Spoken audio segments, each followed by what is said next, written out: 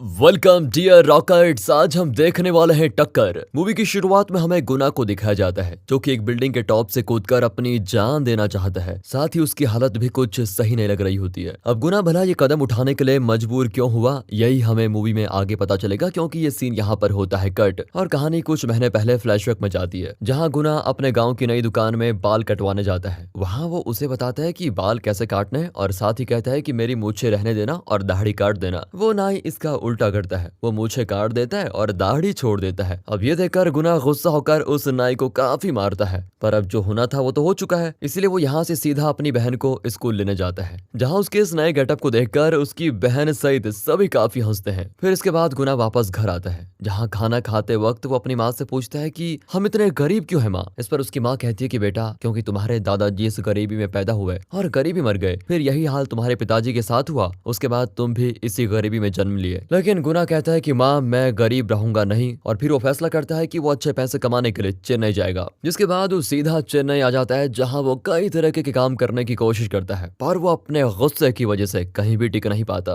पर जल्द ही उसे लोगों की बात सुनने की आदत भी हो जाती है और वो एक चाइनीज कैब कंपनी के लिए मर्सिडीज कार टैक्सी चलाने लग जाता है, जो काम उसे बाकी कामों से थोड़ा ठीक लगता है। यहाँ उसे कोई कुछ बोलता नहीं और इसी के साथ हमें गुना के दोस्त लड्डू को दिखाया जाता है, जो कि एक आरजे है। फिर गुना लड्डू को रोज सुबह उसके ऑफिस पर ड्रॉप और फिर शाम को वहां से पिकअप करता है। इस तरह आज भी वो लड्डू को लेने के लिए आया हुआ है, जिस दौरान एक शॉर्टकट लेने के चक्कर में गुना गाड़ी को एक अनजान गली में लेके जाता है। अब ये देखकर लाडो उससे कहता है कि गाड़ी की लाइट बंद करो और चुपचाप आगे बढ़ते रहो, क्योंकि ये एरिया शहर के गुंडों का है, जो किडनैपिंग, लूटपाट और सुपारी लेकर लोगों को मारने का काम करते रहते हैं। फिलहाल ये दोनों यहाँ से आराम से निकल जाते हैं। इन्हें जाते हुए देखने के बाद कोई कुछ नहीं कहता। हालांकि लाडो गुना से कहता है कि दोबारा कभी भी इस रास्ते से गलती से भी मत गुजरना। फिर अगली सुबह गुना अपनी टैक्सी को काफी अच्छी तरह साफ करता है। फिर वो उस गाड़ी को लेकर अपने चाइनीज मालिक के पास जाता है, जिसके आदमी गुना की चाबी लेकर उस गाड़ी को काफी अच्छी तरह से देखते हैं। फिर वो अपनी रेटिंग के जरिए मालिक से उस गाड़ी की हालत और गुना की परफॉर्मेंस के बारे में बताते हैं, जो कि ठीक ठाक होती है, इसलिए उसका मालिक गुना को गाड़ी की चाबी देकर जाने को दे देता है। फिर हम गुना को एक मॉल के पास देखते हैं, जहाँ पर वो लाइटर से अपनी सिगरेट जलाने की कोशिश कर रहा है। तभी अचानक लकी नाम की एक खूबसूरत लड़की उससे अपनी सिगरेट जलाने लग जाती है, जिसे देखकर गुना तो बस एक टक निहारता ही रहता है। लकी गुना को थैंक यू बोलकर वहां से चली जाती है। इसी दौरान दूसरी तरफ राज नाम के गुंडे को दिखाते हैं, जिसने एक लड़की को किडनैप करके अपने यहाँ पर रखा होता है। वो तुरंत अपने क्लाइंट को फोन करता है, जो कि उससे लड़कियां खरीदता है। क्लाइंट राज को बताता है कि मैं इस लड़की के बदले तुम्हें 30 लाख दूंगा, जिस पर राज तुरंत उस लड़की के बाप को कॉल लगाता है और उससे लड़की की बोली लगाने को कहता है। अगर क्लाइंट की बोली ज्यादा हुई तो राज लड़की को उसको दे देगा, और लड़की के बाप ने अगर ज्यादा पैसे दिए तो वो लड़की को उसके बाप के घर बिल्कुल सही सलामत लेके जाएगा। फिर ये बोली बढ़ते हुए 1 करोड़ तक चली जाती है, जो कि जाहिर है कि लड़की के बाप ने ही लगाई होगी। इसलिए राज अपने 2 आदमियों से लड़की को लेकर उसके घर छोड़ने के बदले में पैसे लाने के लिए कहता है। अब वो 2 लोग जब लड़की को लेकर जा ही रहे होते हैं, तभी उनकी गाड़ी बीच रास्ते में खराब हो जाती है। इसीलिए वो लोग एक कैब बुक करते हैं, जो कि जाहिर है गुना की होती है। गुना उन्हें पिकअप करने के बाद लड़की के घर पहुंच जाता है, जहाँ वो गुंडे उसे कुछ देर रुकने को कहते हैं। फिर वो लड़की को लेकर उसके घर के अंदर चले जाते हैं, जिसके बाद अचानक से गुना को गोली चलने की आवाज आती है और वो देखता है कि 2 गुंडे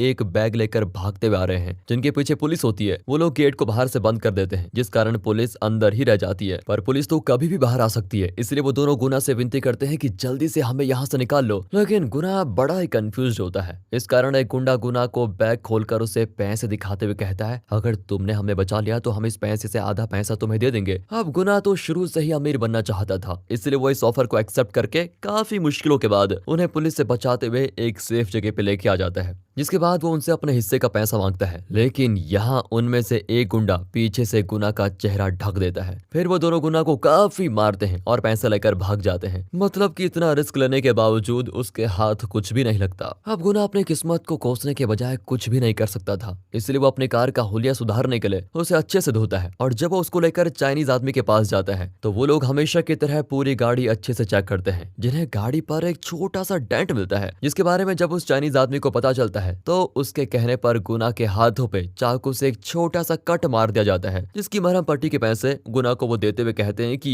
जितना मेरी गाड़ी को नुकसान पहुंचेगा उतनी ही चोट मैं तुम्हें दूंगा, बाकी सारा इलाज मैं तुम्हारा करवाऊंगा, लेकिन गाड़ी को जो नुकसान हुआ है उसे मैं तुम्हारी सैलरी से काटूंगा। यही कारण है कि गुना की सैलरी से 18,000 रुपए काट ले जाते हैं। अब गुना इस चीज से काफी दुखी हो जाता है, क्योंकि उसे पैसे भी नहीं मिले, ऊपर से उसकी सैलरी भी कट गई। वहीं दूसरी ओर हम लकी को एक रेस्टोरेंट में देखते हैं, जो कि अपने मंगेतर श्रीनी से इसलिए मिलने आई होती है क्योंकि वो उससे अपनी एंगेजमेंट तोड़ना चाहती है। वो श्रीनी को उसकी अंगूठी वापस कर देती है, जिस पर श्रीनी कहता है कि ये डील तुम नहीं तोड़ सकती क्योंकि मैंने तुम्हारे पापा को तुम्हारी शादी मुझसे करने के बदले उन्हें अपनी कंपनी में पार्टनरशिप दी है, इसलिए तुम मना नहीं कर सकती। अब इस बात पर लकी कहती है कि अगर मेरे पापा ने ये डील की है तो तुम उन्हीं से शादी कर लो ना, लेकिन मैं तुमसे शादी नहीं कर सकती। लकी के बोलते ही श्रीनी उसको एक मुक्का भी मार देता है, जिससे लकी की नाक से खून आ जाता है और वो वहां से फिर अपने घर जाने के लिए एक कैब बुक करती है, जो कि गुना की होती है। गुना लकी को चुपचाप उसके घर छोड़ देता है। फिर अगले दिन लकी के पापा उसे डांटते हैं कि तुमने श्रीनी से शादी करने से मना क्यों कर दिया। वो लकी से कहते हैं कि तुम्हें चाहे मंजूर हो या ना हो, लेकिन शादी तुम्हें श्रीनी से ही करनी होगी। दरअसल लकी की माँ उसके बचपन में ही गुजर गई थी, जिनसे वो बहुत प्यार करती थी और यही वजह है कि वो खुद को अपने घर में अकेला समझती है। फिलहाल अपने मूड को अच्छा करने के लिए वो शॉपिंग करने के लिए आ जाती है, तो वहाँ राज के लोग उसका पीछा करने लग जाते हैं क्योंकि आज वो लकी को किडनैप करने वाले हैं। वैसे यहाँ पर गुना भी मौजूद होता है, जो कि लकी को देखते ही उसका पीछा करने के लिए अपनी गाड़ी रिवर्स में चलाने लग जाता है, मगर अचानक से उसकी गाड़ी राज के गुंडों की गाड़ी से टकरा जाती है, जिससे गुना की गाड़ी का बहुत ही बुरा एक्सीडेंट होता है। अब क्योंकि गुना की गाड़ी काफी बुरी तरह से डैमेज हो चुकी है, वो इसको लेकर गाड़ी के चाइनीज मालिक के पास जाता है, जो कि अपनी गाड़ी की ये हालत देखता है तो वो गुना को पहले तो खूब मारता है और फिर अपने आदमियों से भी उसे मरवाता है। इसके बाद जब उसका मन भरता है तो वो गुना से जबरदस्ती एक एग्रीमेंट पर साइन करवाता है, जिसमें यह लिखा हुआ है कि गुना को अगले 7 सालों तक उसी चाइनीज आदमी के लिए फ्री में काम करना होगा। अब गुना बुरी तरह से फंस चुका है और यही वजह है कि वो अपनी जान देना चाहता है। इसी सीन को हमने मूवी की शुरुआत में भी देखा था, पर गुना अपने डर की वजह से ये भी नहीं कर पाता। फिर वो घर में जाकर जब जहर पीने की कोशिश करता है तो उसका दोस्त लाडो ये देखकर उसको रोक लेता है। गुना के मूड को अच्छा करने के लिए लाडो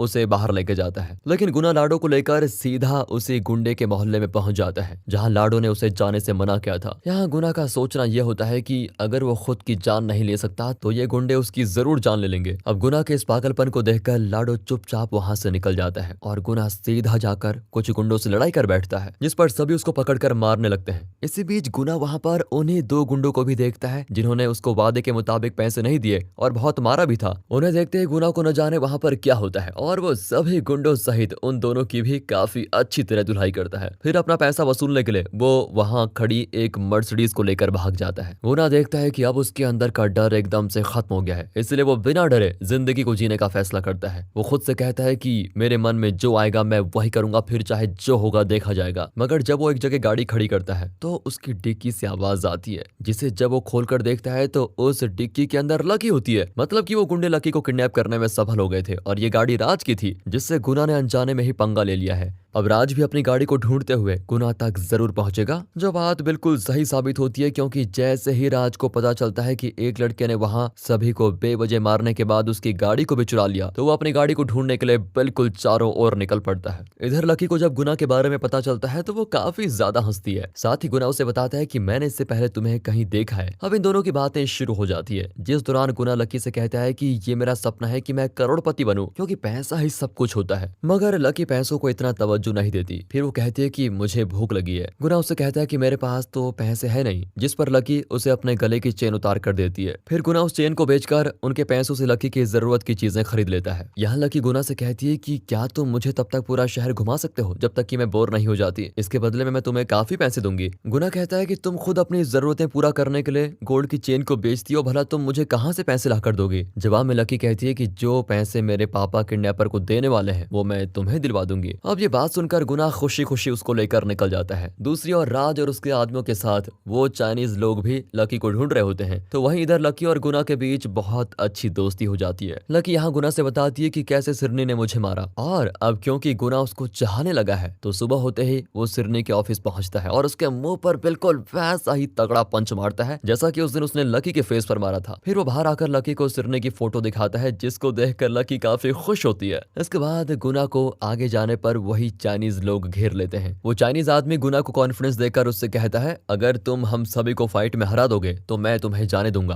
पर अगर तुम हारे तो तुम्हें 7 साल नहीं बल्कि पूरी जिंदगी मेरी गुलामी करनी होगी। ये तुम्हारे लिए एक आखिरी मौका है, सोच समझकर फैसला लेना। उसकी ये बात को सुनकर गुना उनसे लड़ने के लिए बिल्कुल तैयार हो जाता है और उन सभी को चुन चुन कर मारता है, जो कि अब गुना को बिल्कुल भी परेशान नहीं करेंगे। यहाँ से गुना एक जगह गाड़ी को स्प्रे पेंट करवाने के लिए रुकता है ताकि कोई उन्हें पकड़ न पाए। फिर गुना लकी को प्रपोज कर ही लेता लेता है, लेकिन लकी उसे मना कर देती है। दरअसल लकी का मानना है कि लव नाम की कोई चीज होती नहीं इस दुनिया में। तुम अपनी जरूरत को प्यार का नाम दे रहे हो। अगर तुम्हें मेरे साथ सोना है तो सीधा बोलो, पर इसे प्यार का नाम मत दो, क्योंकि शुरुआत तो प्यार से होती है, लेकिन शरीर की जरूरत पूरी होने के बाद वो खत्म हो जाता है। उसकी इस बात पर गुना कहता है कि मैं तुमसे शादी करना चाहता हूँ। फिर दोनों शर्त लगाते हैं कि हम दोनों साथ में एंजॉय करेंगे, जिसके बाद भी अगर गुना उसे वैसा ही प्यार करता रहा तो लकी उसी से शादी करेगी, नहीं तो इस बात को भुलाकर दोनों आगे बढ़ जाएंगे। अब दोनों इसके लिए एक होटल में जाते हैं, जहाँ दोनों साथ में रात बिताते हैं। मगर उसके बाद गुना और ज्यादा लकी का ख्याल रखने लग जाता है, जिस दौरान लकी भी उससे प्यार करने लग जाती है।